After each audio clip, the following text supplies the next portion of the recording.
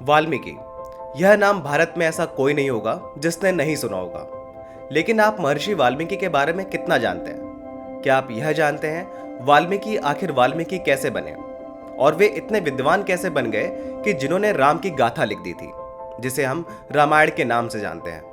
क्या आप यह जानते हैं कि रामायण कैसे और किसके कहने पर वाल्मीकि जी ने लिखी थी, और सबसे पहले कैसे और किसने इसको सुना था? अगर नहीं तो आपको इस वीडियो में इन सभी प्रश्नों का उत्तर मिल जाएगा। बस आपको ये वीडियो अंत तक देखनी होगी।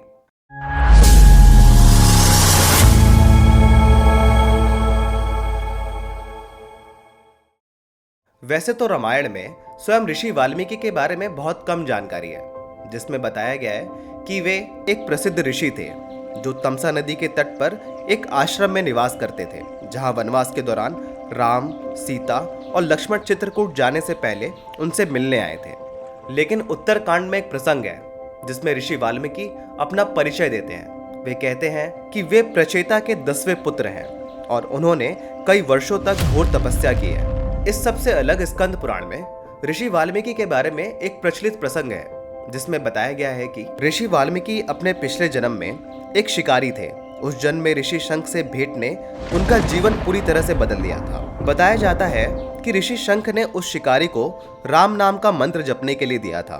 इस मंत्र के लगातार जपने के कारण के प्रभाव से उस शिकारी को अगला जन्म मनुष्य रूप में ही ऋषि वाल्मीकि जी के यहाँ मिला, जिस कारण वह स्वयं भी ऋषि वाल्मीकि के नाम से प्रसिद्ध हुए और इन्हें ही रामायण की रचना का श्रेय दिया जाता है।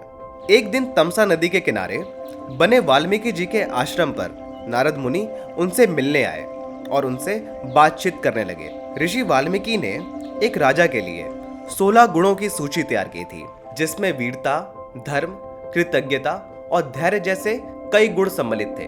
जिसके बाद ऋषि वाल्मीकि ने नारद जी से पूछा कि क्या इस पृथ्वी पर कोई ऐसा मनुष्य निवास करता था या करता है? जिस पर नारद ने तुरंत उत्तर दिया कि वर्तमान समय में हम एक ऐसे व्यक्ति को जानते हैं जो वास्तव में आपके लिखित वर्णन जैसा ही है, जो कि इक्ष्वाकु के वंश में उत्पन्न हुआ है, जिनका नाम राम है। जिसके पश्चात देव ऋषि नारद ने राम की कथा ऋषि वाल्मीकि जी को सुनाई। उनका अप्रत्याशित वनवास, वन में व्यतीत उनका जीवन, रावण द्वारा सीता का हरण, राम का दुख और वानरों से मित्रता, समुद्र पर पुल का निर्माण, लंका दहन और विजय, और फिर अयोध्या के सिंहासन पर राज्याभिषेक।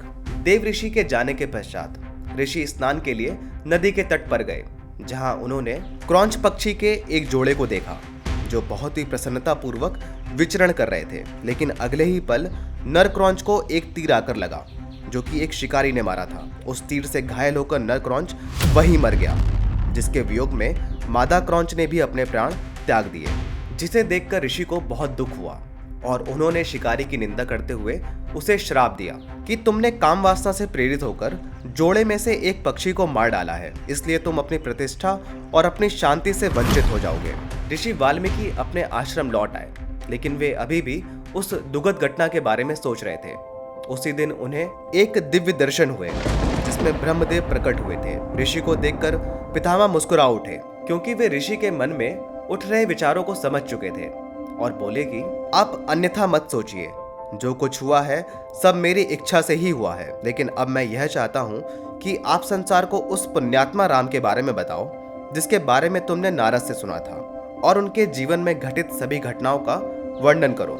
लेकिन महाकाव्य में लिखी गई एक भी बात झूठी नहीं होगी, और जब तक इस पृथ्वी पर पहाड़ खड़े रहेंगे और नदियां बहती रहेंगी, तब तक राम की यह कहानी संसार में फलती फूलती रहेगी। जिसके पश्चात ऋषि वाल्मीकि के मन में दृढ़ विश्वास पैदा हो गया और उन्होंने निश्चय किया कि संपूर्ण रामायण की रचना करनी चाहिए। जिसके बाद ऋषि वाल्मीकि राम के जीवन के बारे में जानने के लिए गहन ध्यान पर बैठ गए।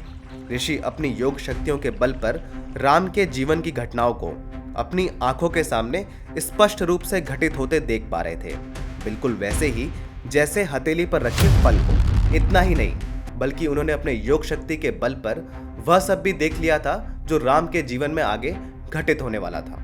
इस प्रकार भारतवर्ष के सबसे महत्वपूर्ण इतिहासों में से एक नवरसों से परिपूर्ण रामायण की रचना महर्षि वाल्मीकि द्वारा हुई।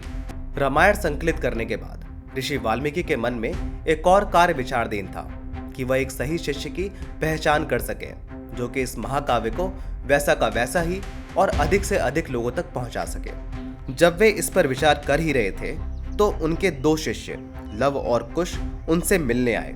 वे दोनों युवा, होशियार, गुणी, वेदों की अच्छी समझ रखने वाले और संगीत में निपुण थे।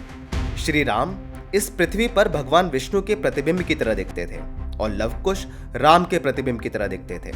जिसके बाद ऋषि वाल्मीकि ने दोनों बालकों को रामायण कंठस्थ कराई।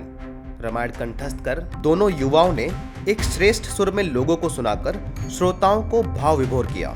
उन बालकों ने इतने गहनता के साथ रामायण को गाकर सुनाया कि श्रोतागण स्वयं को राम और सीता के साथ जोड़ने पर मजबूर हो गए थे और उन भावनाओं का अनुभव भी कर रहे थे जिन परिस्थितियों से राम और सीता गुजरे थे। एक दिन ऋषि वाल्मीकि को राम द्वारा किए जा रहे अश्वमेध यज्ञ के बारे में पता चला। उस यज्ञ व समारोह में प्रत्येक जगह से अतिथि भाग लेने आ रहे थे। ऋषि वाल्मीकि भी अपने शिष्यों के साथ वहां पहुंचे, जिनमें लव और कुश भी सम्मिलित थे। अयोध्या पहुंचकर लव और कुश ने वहां गलियों और सड़कों पर रामायण को गा गा कर लोगों को सुनाना आरंभ कर दिया था। तभी राम ने पहली बार उन्हें ऐसा करते हुए देखा और उन्हें अपने महल में दरबार में गाने के लिए आमंत्रित किया, जहां पहली बार स्वयं राम के सामने लव और कुश ने राम गाथा यानी कि रामायण को गाकर सुनाया था। रामायण का जैसा पाठ त्रेता युग में लव कुश ने गाकर सुनाया था, बिल्कुल वैसा ही आज भी किया जाता है। जैसे उस समय इसने लोगों को प्रभावित किया था, वैसा ही आज भी यह ऋषि वाल्मीकि द्वारा रचित महाकाव्य रामायण लोगों को प्रभावित करता है। रामायण को सुनने मात्र से ही पुण्य मिलता है, क्योंकि यह केवल राम, लक्ष्मण, सीता और अन्य लोगों के जीवन का वर्णन नहीं है, बल्कि यह एक ऐसी रचना है जो उनके जीवन और शिक्षाओं के माध्यम से वेदों के ज्ञान को जीवित रखती है। हम आशा करते हैं यह वीडियो आपको अवश्य पसंद आई होगी। अगर आपको यह वीडियो पसंद आई है तो अपने दोस्तों व परिवार के साथ जरूर शेयर करें। अगर आपने अभी तक चैनल सब्सक्राइब नहीं किया है तो प्लीज कर लें। धन्यवाद।